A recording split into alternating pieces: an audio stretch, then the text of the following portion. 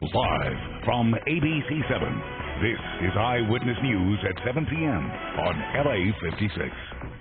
10 o'clock in Baltimore, meaning curfew officially goes into effect. Will protesters obey, or will we see more confrontations like we saw last night? It was a baseball bat beating of a Rialto man. Was it a hate crime? Detectives dig deeper as the suspect sits behind bars. The future of the pillowcase rapist remains in limbo as a judge considers whether he should be locked back up.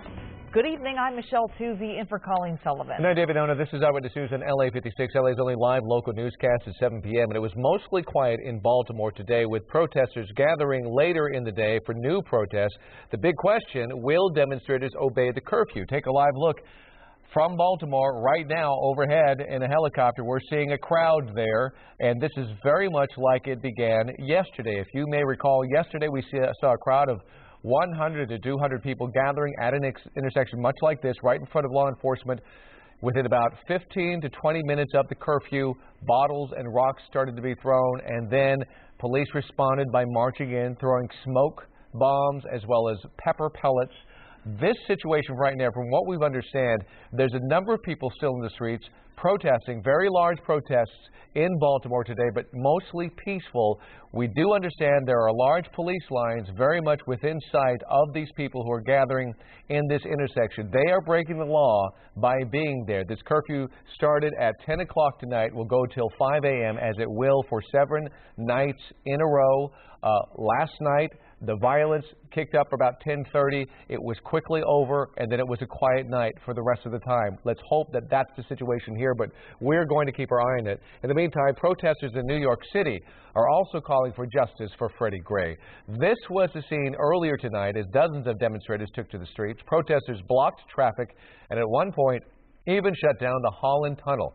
Eyewitness News reporter Carlos Granda joins us live with the latest on the situation out of Baltimore. Carlos. Well, David, as you said, it's 10 p.m. on the East Coast. Those curfews are now officially in effect in the city of Baltimore. The governor of Maryland urged people off the streets, but as we've just seen, there are new protests tonight, even after the curfew, and authorities are watching things very carefully because these protests are near the same area where violence erupted on Monday. There is still anger and anxiety in Baltimore. Protesters gathered outside the office of Baltimore's top prosecutor asking for justice in the case of Freddie Gray. He's the black man who died after suffering a spinal injury while in police custody.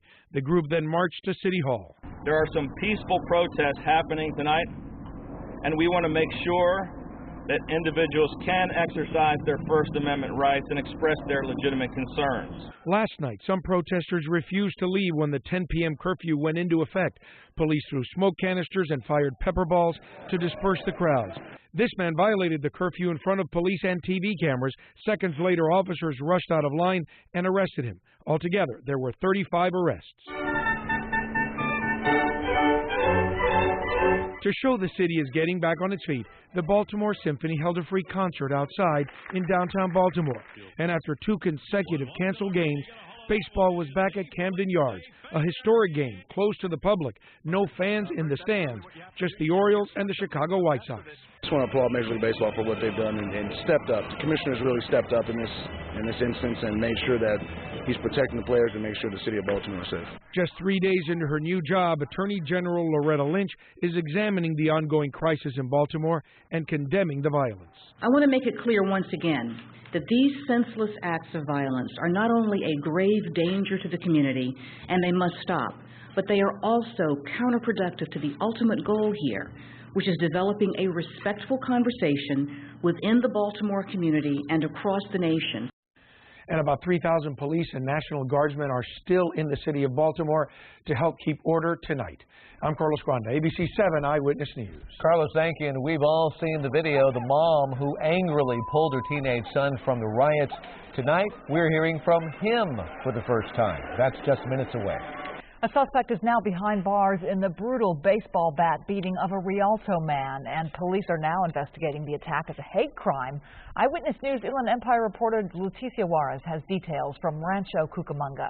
This is the suspect.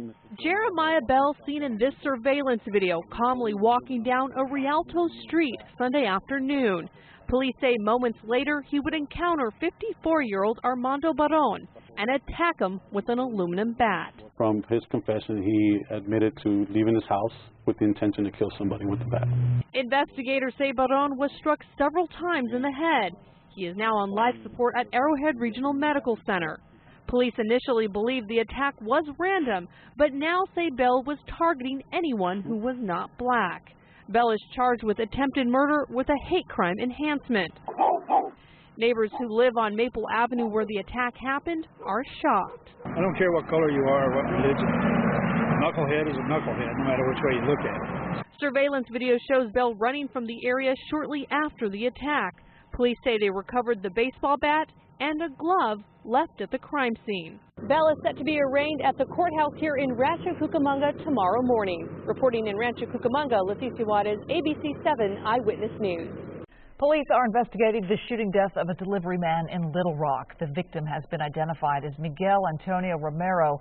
Police say his wife went looking for him when he didn't come home last night. She told officers she found the 46-year-old slumped over the steering wheel of his truck with a gunshot wound to his chest.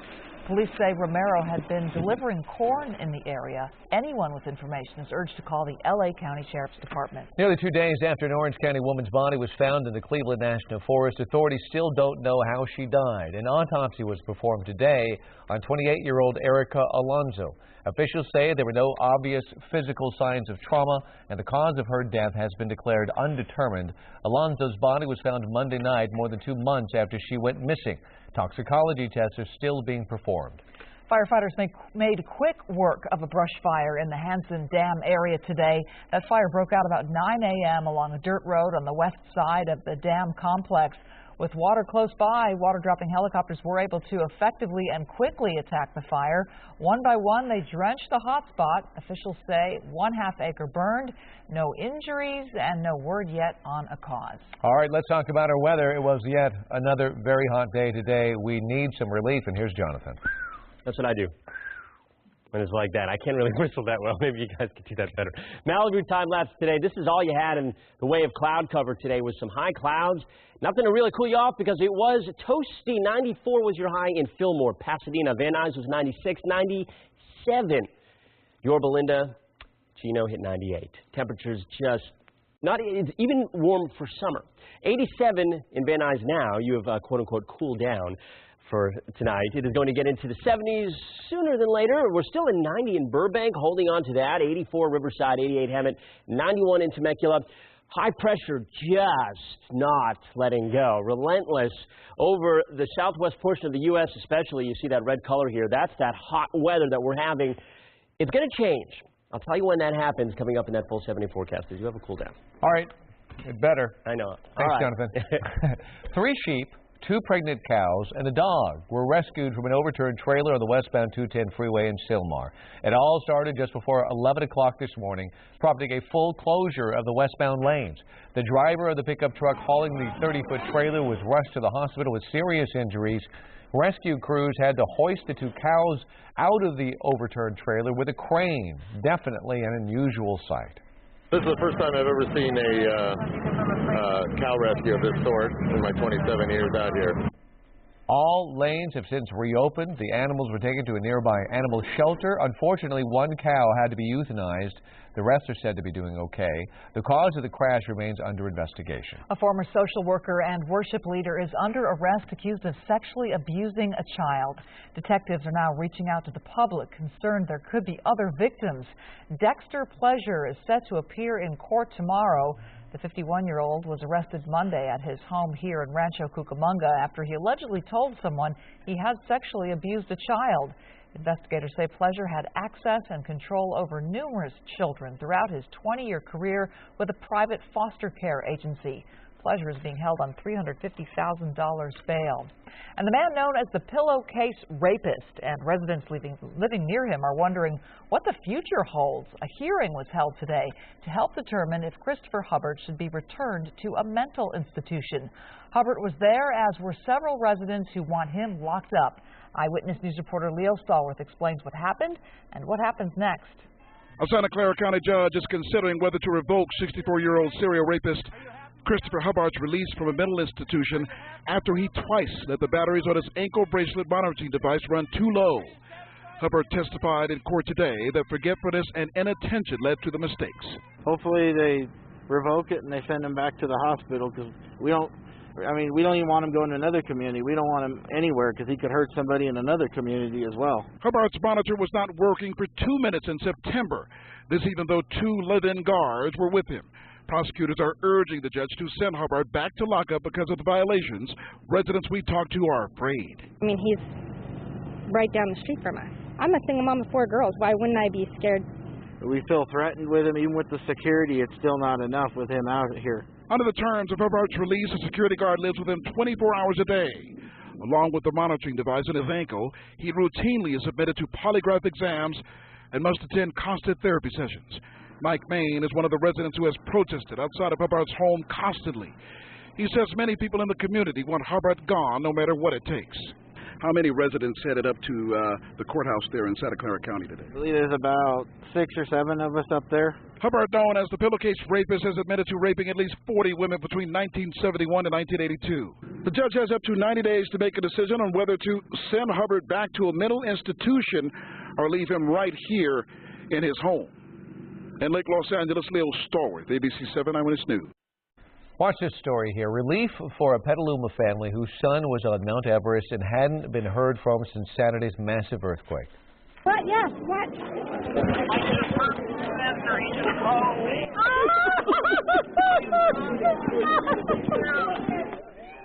The family of 21-year-old Spencer Dickinson dissolved into tears after learning he was alive and okay.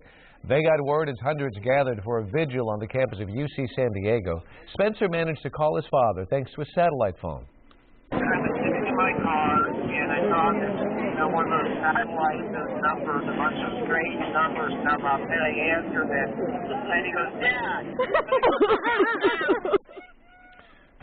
Spencer told his father that crews have been busy taking bodies off the mountain. He's being transported off Everest to Kathmandu by helicopter. Such great news for that family, but there is little good news from the quake zone. There are now more than 5,000 confirmed deaths, and more than 10,000 people are injured. 3/4 of them remain in the hospital, and all of those numbers are expected to continue to increase dramatically as rescue workers reach remote areas and continue to sift through the piles of rubble in search of survivors. There are so many people struggling right now for just the basics, and that's why the need for relief is so urgent. The United Nations is asking for $415 million to provide for vital needs in Nepal over the next 3 months. But that's just a fraction of the money Nepal needs to rebuild from the devastation. ABC7 is teaming up with the American Red Cross to help the victims of the devastating earthquake in Nepal. We just wrapped up our phone bank where a team of volunteers have been answering your calls since 4:30 this morning. And we want to send out a big thank you to everyone who donated. Together we've already raised more than $70,000. Of course, you can still donate to Nepal quake victims. You can mail a check to ABC7 Nepal Disaster Relief Fund, P.O. Box 5967, Glendale, California, 91221. Make your checks out to Red Cross, Nepal Relief. You can also find the information on ABC7.com. Up next, he was one of the world's most infamous serial killers murdered in prison. Well, now the man who killed Jeffrey Dahmer is telling his side of the story. What's this? Get the over here! We've heard from the mom who confronted her son at the Baltimore riots. Now he is speaking out for the first time. And how did this cat reach 33 pounds? And what, if anything, can be done about it?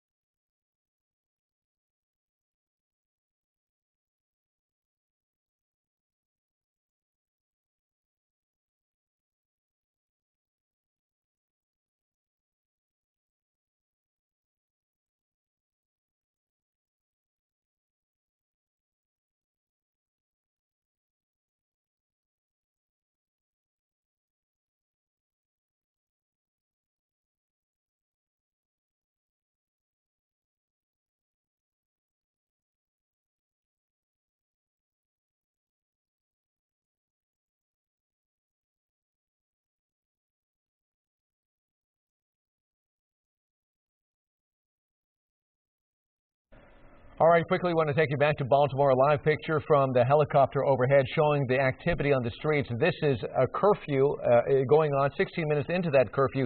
Still, as you can see, a number of folks still on the streets. But don't let that shot fool you. We believe a number of those people are the media. In fact, they're gathered around somebody who is making a statement of some sort. But we're going to continue to watch this situation. The police line is about a block away, watching very closely. There you see the police line. So we will report back to you on how the situation progresses in Baltimore.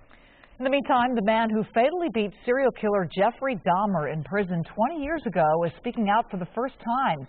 Christopher Scarver told the New York Post he was disgusted by Dahmer's lust for flesh and kept a newspaper article in his pocket detailing how the serial killer dismembered and ate his victims.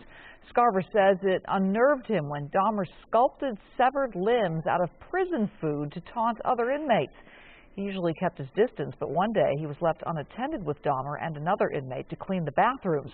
Scarver says he crushed Dahmer's skull with a metal bar and then did the same to the other inmate. An investigation determined he acted alone, but he believes the guards intentionally left him and Dahmer together.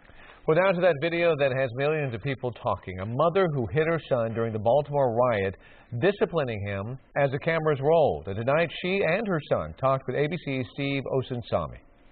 I understand how much my mother really cared about me, so I just gotta try and do better. He's the highly embarrassed 16-year-old kid in the hoodie who thought he was tough until his mama showed up at the riots in videos seen around the world.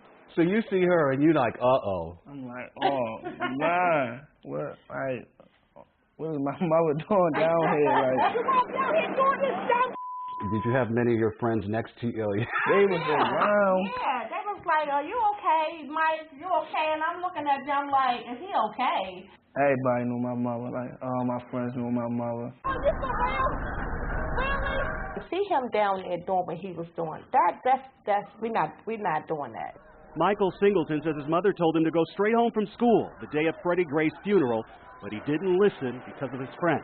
I'm not angry with him anymore. As long as I have breath in my body, you will not be on the street selling drugs, and you're just not going to live like that.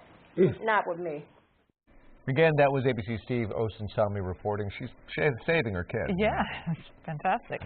A cat named Sprinkles is gaining notoriety in New Jersey because of her sizable figure. She tips the scale at a whopping 33 pounds.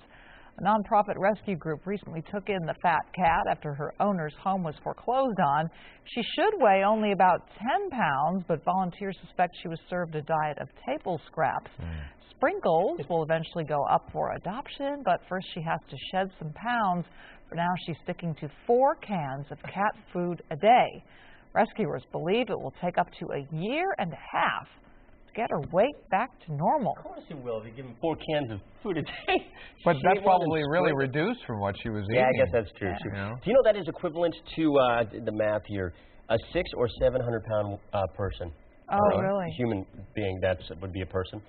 That's what that cat is equal to. Wow. Unfortunately, isn't that crazy? Yeah. I looked that up actually. I didn't do the math. Yeah, we had a really hot day today. Temperatures nearing 100. In fact, we had a 100-degree reading. I'll show you in a moment. Check this out.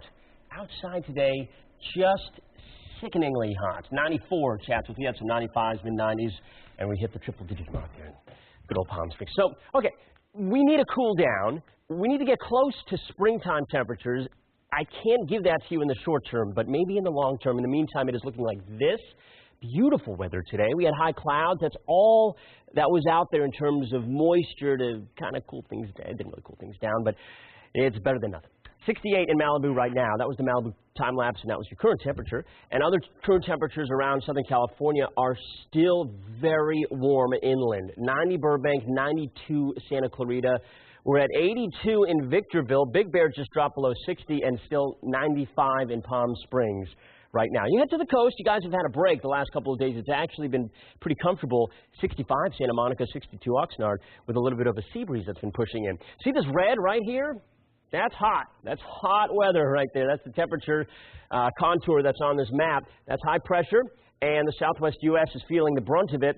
To the west of this high pressure, we have a trough that's just kind of digging in there a little bit. Now, over the next day, it's going to slowly make progress to get that high out of here, weaken it, move it off to the east, but it's not going to happen, at least not in a way that you'll notice anything in terms of the temperatures until Saturday. I'm going to say Saturday, maybe a little on Friday, but really Saturday. This is Thursday, 2 p.m. You still see the high over the southwest U.S. I'll bring you through Friday.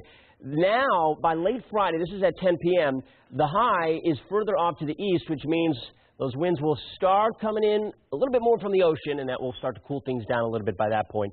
Saturday and Sunday looking more comfortable, more bearable, more tolerable, more like spring, but not quite there yet at that point. Still nice.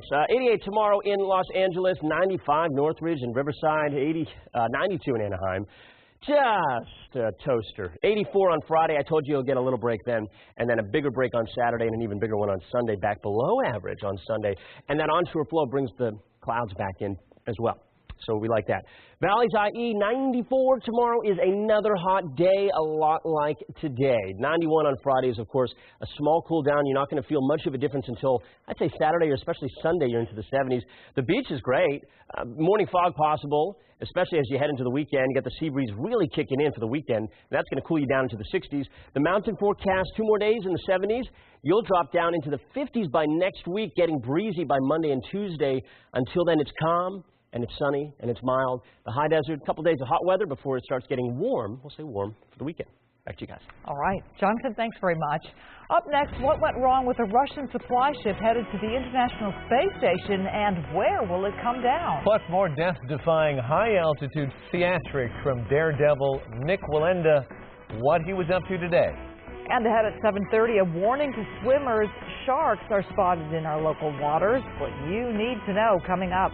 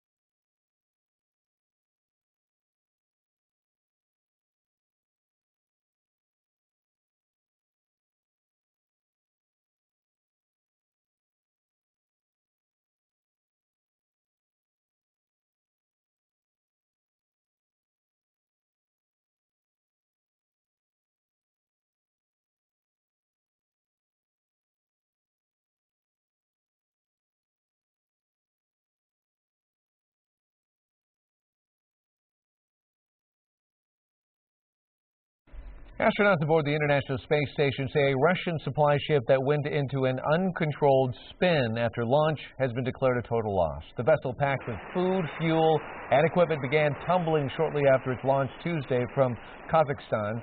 American astronaut Scott Kelly says the vehicle will fall out of orbit and re-enter the atmosphere sometime soon. Kelly says everyone on board should be okay, even without this shipment. He's not afraid of heights. Today, another death-defying feat accomplished by daredevil Nick Wallenda. He successfully walked across the rim of a spinning Ferris wheel, the 400-foot-tall Orlando Eye in Florida. Wallenda rode to the top of the wheel and then navigated up ladders and around parts of the structure to take his 4-minute walk along the 6-inch rim. It was more of a challenge here than usual because I had to actually grab onto that structure to climb down the ladder. And then towards the end, after I'd finished that walk, on my way back up, the ladder actually collapsed on me where I was 400 feet up, nothing below me. And it closed on my hand, and I have a nice little cut right here. Wow. Wallenda's walk also serves as publicity for the Orlando Eye, which will be opening to the public next month. Wow. Well, incredible, isn't it? I guess it's brave, but it's frightening and unnecessary, some would say. A little crazy? Yeah, a little crazy. We're updating the evening top stories next at 7:30, including the latest from the streets of Baltimore. Plus, sharks spotted outside the surf line at a local beach. The area now on high alert. We'll have a full report from the shore. Plus, Governor Jerry Brown's new executive order calling for a major cut in greenhouse gas emissions, but is it too ambitious?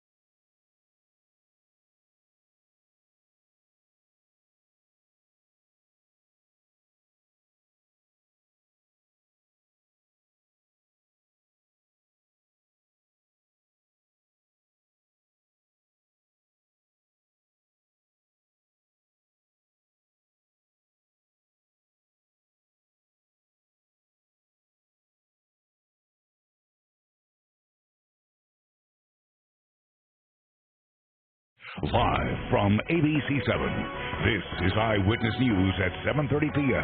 on LA56. Our top story at 7:30, curfew is in effect in Baltimore, and officers are out in full effect enforcing it. I'm David Ono. I'm Michelle Tuzzi in for Colleen Sullivan. This is Eyewitness News on LA56, LA's only live local newscast at 7 p.m. Earlier today, thousands marched to City Hall demanding justice for Freddie Gray and police reforms. On Friday, the results of the police investigation into Gray's death will be turned over to prosecutors. It's not clear whether any of that information will be made public. High alert at a local beach. At least 4 white sharks have been spotted over the past 2 days swimming near the coast on Seal Beach. Lifeguards have posted warning signs, but the beach remains open. And Orange County reporter Greg Lee spoke to officials who say it's the first time that they have seen this type of shark in more than 2 decades. This video taken by a paddle boarder Tuesday shows a juvenile shark swimming outside the surf line at Surfside Beach. The Seal Beach Marine Safety Department confirmed the finding this morning. We were able to locate 2 5 to 6 foot white sharks. The discovery prompted lifeguards to post these signs, warning beachgoers about sharks in the water. Though shark experts say it's not uncommon to see the predator along the coast of Southern California, it is rare at this beach. This is the first time in the last 25 years we've had a confirmed sighting of a white shark. You know, we've had reports of sharks. This afternoon, Air 7 HD spotted several sharks. Marine safety officers say the juvenile sharks are not acting aggressively, which is why the beach remains open. Still, it's drawing concern from some residents. No, it's always something we think about, but you know, to hear it and actually see a sign up, you know, it wakes you up a little bit. While the Marine Safety Department continues to monitor the sharks closely, other residents say this is just part of enjoying the ocean. It's their home. I know they're there. They're probably there more often than I know. But, you know, that's part of the territory of being in the ocean. If you spot a shark, you're asked to call the Marine Safety Department at 562-430-2613, 562-430-2613. Reporting in Seal Beach, Greg Lee, ABC7, Eyewitness News. More than 5,000 nurses are expected to stage strikes tomorrow in the LA area and around the state. Nurses are calling for higher staffing levels to stop what they call endangering patients. The California Nurses Association and National Nurses United says management demands for cuts in health care coverage for nurses and their families is a major issue. A one-day strike is planned for Friday at Providence in Torrance and Providence St. John's in Santa Monica. A 2-day strike is set for Kaiser Permanente on Sunset Boulevard. The LA City Attorney is filing a lawsuit against the Hawaiian Gardens Hospital, accusing it of dumping a homeless patient on Skid Row. The lawsuit alleges a 38-year-old woman diagnosed with schizophrenia was dropped off in front of Union Rescue Mission last September wearing only paper scrubs. The van she came out of was allegedly owned by Gardens Regional Hospital and Medical Center. LA City Attorney Mike Fewer calls the practice appalling. Patient dumping disgusts me and should deeply offend every resident of our city. Fewer is seeking an injunction that would force the hospital to create a discharge policy or face a fine. In a statement, Garden Regional Hospital said, quote, "This nonprofit community hospital denies the allegations and is shocked by the Los Angeles City Attorney's overreaching action against this community hospital located in another city." When it comes to homeless veterans, there's been a dramatic drop in the numbers living on the streets of Long Beach. And today, the mayor is announcing a big goal to get every homeless veteran a place to live before the end of the year. Eyewitness News reporter Miriam Hernandez talked to one of those veterans who is no longer homeless. After I left the Navy, I struggled. I struggled with issues. I always had issues. Lamont Thornton is a Navy vet who was about to be evicted along with his 3 sons. He says he was saved by a VA doctor who saw signs of mental illness and directed him to VA services, which included housing. It was godsend. If that doctor wouldn't have asked me, we would have been on the streets. I would have been on the streets with my boys and my furniture. Today, the mayor of Long Beach and the VA announced a bold plan. Collaborating with agencies such as U.S. Vets, City Vet Services, and HUD, he says every homeless veteran will have a place to live off the street, and it will happen soon. At the end of the year, Long Beach will end veteran homelessness in the city of Long Beach. The Villages at Cabrillo is a converted military housing complex in West Long Beach where the group U.S. Vets provides everything from meals to job training to housing for 550 vets. No one gets bounced around looking for help, and that was key for Thornton at the VA. They actually gave me a whole team. I got a psychiatric nurse practitioner, a psychiatrist, I got a liver doctor. Officials acknowledge that some on the street will refuse help. Others may hide, and newcomers may arrive who outreach workers have not identified. Still, the city says it is housing vets at the rate of 12 to 15 vets per month. Thornton's advice to troubled vets: call the VA. There's somebody here who will take care of it. Miriam Hernandez, ABC7 Eyewitness News. And the battle against homelessness continues in Los Angeles. The City Council unanimously voted to create an ad hoc committee on homelessness. The goal is to create a comprehensive, focused plan to address homelessness in the city of Los Angeles. A recent city report says about 23,000 people are homeless in the city, and that the city spends more than $100 million on the issue. Governor Brown issued a call to action at a climate conference in LA today, taking aggressive steps to combat global warming. The cuts to greenhouse gas emissions are equivalent to taking 36 million cars off the road. 36 million. Eyewitness News reporter Robert Olguin takes a closer look at this new benchmark for California. The air quality in California has improved over the years, but Governor Jerry Brown says we can do better. We can take the steps to reduce carbon emissions while advancing our economy at the same time. Brown spoke at the Climate Action Reserve Conference in downtown LA this morning. That's where he announced a new executive order mandating that California cut carbon emissions by 40% below 1990 levels by the year 2030. And this is going to require a significant reduction in carbon emissions. It's going to require creative responses on the part of industry, agriculture, energy, government. That means state agencies that regulate sources of greenhouse gas emissions must limit those emissions in order to hit Brown's new goal. I've set a very high bar, but it's a bar we must meet. As California comes off its warmest year on record, Brown says it's important for the state to lead the way in reducing emissions as a way to mitigate the impacts of climate change, which was the focus of today's conference. Several hours later in Beverly Hills, Brown spoke at the Milken Institute Global Conference. Great nations arise by facing challenges. Brown was joined by Senator Pro Tem Kevin De Leon of Los Angeles, who said California can't be the only state to target harmful emissions. We're not an island unto ourselves, so we can't have the most far-reaching progressive climate change policies of other regions in the country, and other countries are not following California. Brown says he hopes that his executive order will also spark lawmakers in Washington to take action, but some Republicans in Congress have expressed doubt as to whether or not climate change is an actual threat. Reporting from downtown Los Angeles, Robert Olguin, ABC7 Eyewitness News. Japanese Prime Minister Shinzo Abe makes history in Washington, D.C. He laid a wreath at the World War II Memorial before becoming the first Japanese leader to address a joint meeting of the U.S. Congress. A free trade deal was the main focus of his speech. The Prime Minister and President Obama are working with 10 other countries to finalize the Trans-Pacific Partnership. Abe began his speech with a joke. I have lots of things to tell you, but I'm here with no ability nor the intention to filibuster. Abe also acknowledged the suffering caused by Japanese conduct during World War II, but stopped short of offering an apology. On Friday, he is set to visit the LA area. An amazing achievement by a Tennessee pastor who set out to make a national prayer walk from coast to coast. Pastor Walter McGill arrived at the Santa Monica Pier today. The 69-year-old Vietnam War veteran started out in North Carolina and walked over 3,200 miles carrying an American flag. Several people, including followers on social media, stopped to show their appreciation. McGill became emotional, thanking God, his wife, and supporters for helping him through his journey. Couldn't do this by myself. I've had hundreds of people praying for me, and I could actually feel it. I could feel the power. You know, I'm 69 years old. Nothing easy about this.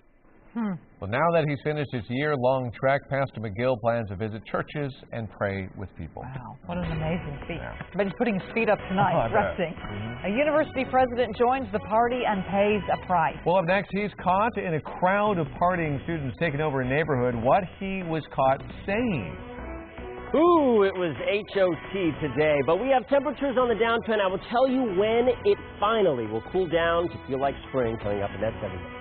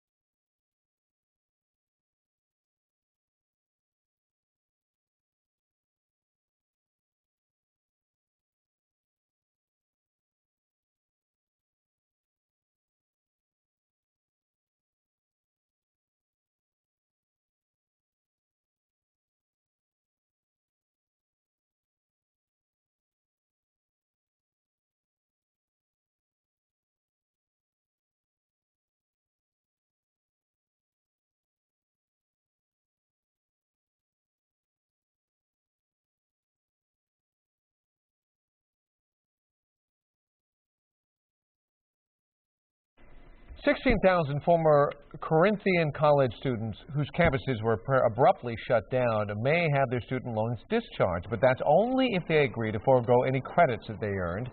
Undersecretary of Education Ted Mitchell says the department is bound by statute and regulation on how it handles such a case when a school closes.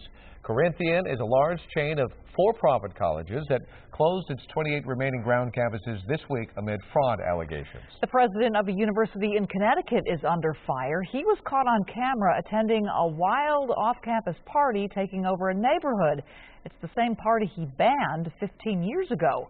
ABC's Lindsay Janis reports on how he is explaining himself tonight. You're watching the president of Quinnipiac University in Hamden, Connecticut, stopping by a massive off-campus student party. I outlawed May weekend 15 years ago, but apparently the message hasn't gotten out. And apparently joking, not just about the parties with illegal drinking, but about tensions with the local community. I didn't even know these streets existed. I'm going to have to buy all these houses. Tonight, residents of the town outraged, asking for the university and police to crack down on parties like this one. It's a problem shared by so many Americans living near college campuses. Tonight, the Quinnipiac president issuing this statement. I unfortunately made light of what is clearly a serious matter with respect to off-campus student housing in Hamden. I deeply regret having made those remarks. Apologizing for a party his students and this town won't soon forget. Lindsay Janis, ABC News, New York. Whoops.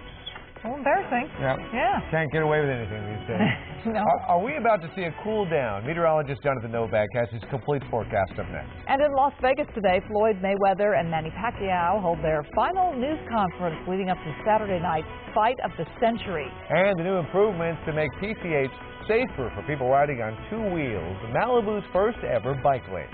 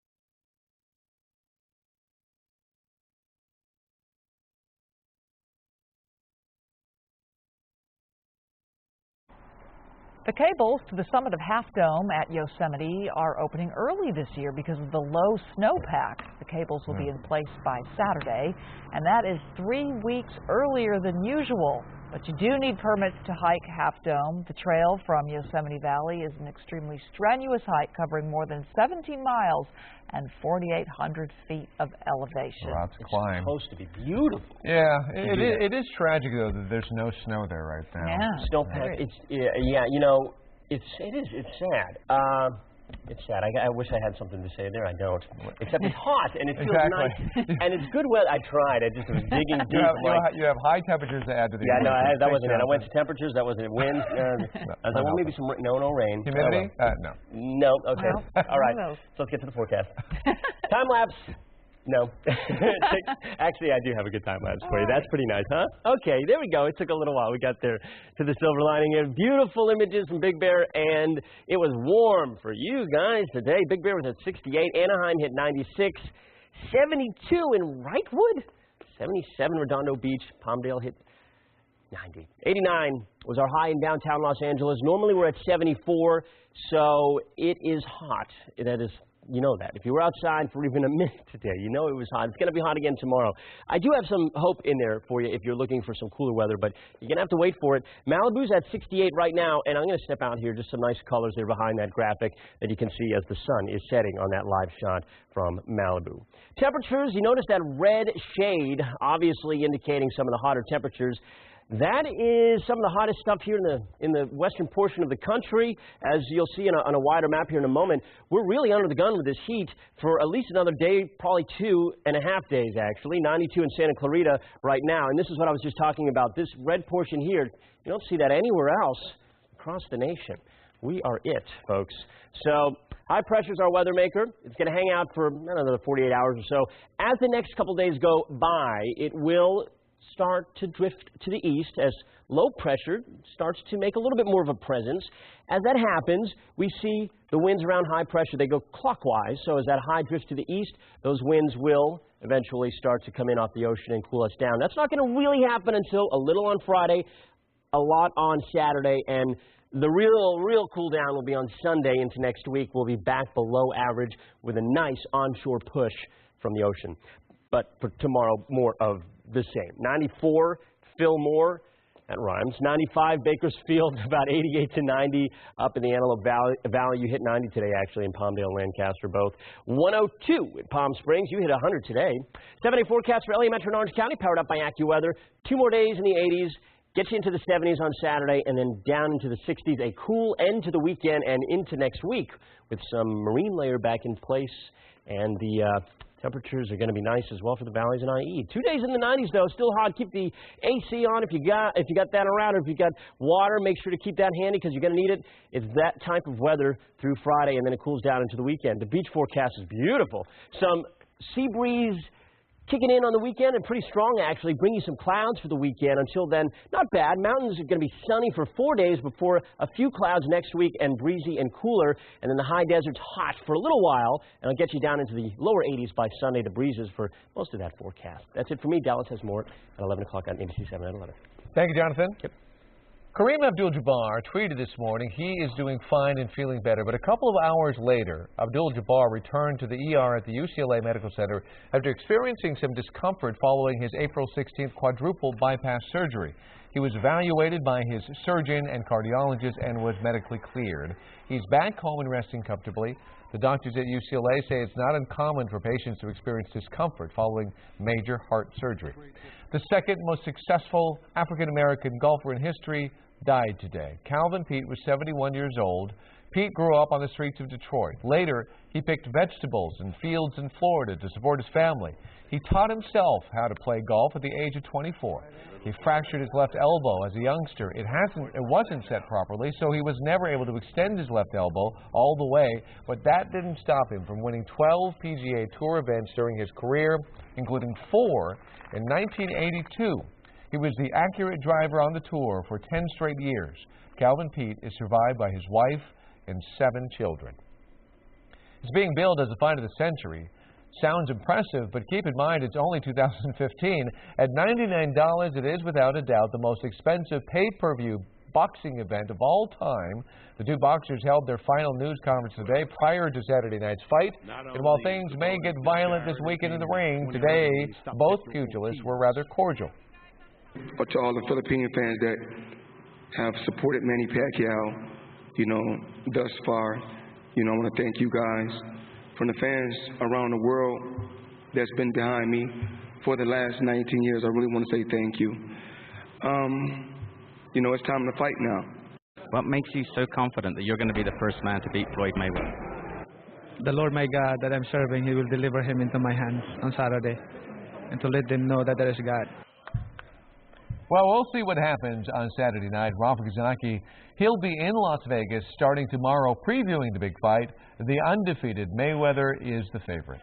Cyclists, grab your bike and your helmet and head to Malibu. The city's first ever bike lane is now officially open. It runs along PCH, and it's designed to keep both cyclists and drivers safe. Eyewitness News reporter Amy Powell takes us for a spin. Merrill May has ridden this stretch of Pacific Coast Highway along Zuma Beach many times, but this is the first time he's done it in a lane reserved for bicycles. Video recorded by his helmet camera offers a good look at the new 6-foot wide lane marked by white road stripes. If there was cars parked where I was and I had to come out here near our news van, these vehicles can be going 50 miles an hour, 55 miles an hour right here, and if I'm forced over here by a car, it's pretty dangerous. Malibu City officials, Caltrans, and cyclists gathered to celebrate the opening of the city's first ever bike lane. In addition to being historic and a scenic highway, it's really important cycling route if you've ever been out here on a Saturday or Sunday morning. It's also our main street. PCH is a designated bike route, but cyclists have to share the busy road with vehicles. In addition, there are hazards created by cars parked on the shoulders and pedestrians heading to the beach. There's been, some close calls where it's just really, really unsafe and no one really knew what to do. Drivers would yell at cyclists, cyclists would yell back. The road shoulder on the 2-mile path along Zuma Beach has been repaired and widened to increase the distance between parked cars and cyclists. In addition to adding this dedicated bike lane, officials have made safety improvements along a 7-mile stretch in this area. Bikers are praising the new lane. There's some dangerous sections still, but this is a great improvement. This bike lane is going to really make a big difference to people that don't have the fast super bikes, that aren't out there trying to be road warriors, that just want to enjoy the view. Amy Powell, ABC7 Eyewitness News. More news straight ahead here at 7:30. And ahead tonight on Eyewitness News at 11 p.m. on ABC7. Remember that black water that was coming out of water faucets in Gardena? Well, tonight we go back and we find out if things have cleared up. Plus, now you can get rid of your double chin without surgery. It only takes a few minutes. These stories and all the late-breaking news on Southern California's #1 late newscast, Eyewitness News at 11 p.m. on ABC7.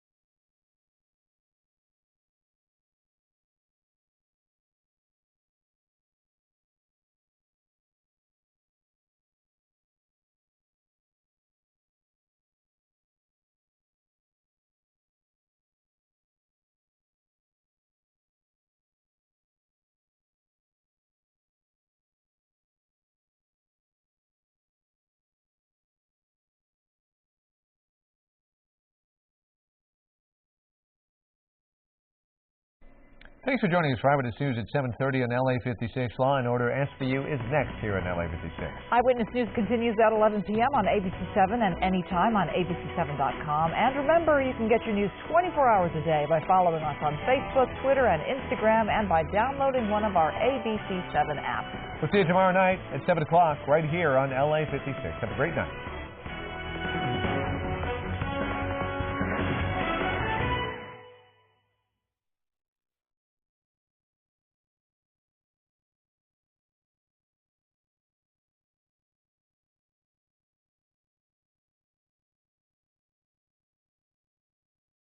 This is ABC7 weather. Hey everybody, Jonathan Novak here. High pressure, still our weather maker. Notice the red here over the southwest portion of the country. More heat ahead for us today. Temperatures are going to once again be in the 90s in the inland spots. We hit some mid to upper 90s yesterday, and today, same story. Eventually, we'll start seeing that onshore flow push back in. At the coast, you're actually seeing it enough so where your temperatures have been pretty steady, but for anywhere in the valleys, in the inland areas, the IE, you're getting it. All right, so the future scan shows you that ridge of high pressure, that's this arc right here. Watch it on Thursday and into Friday. You'll see the center of that high will drift slowly to the east.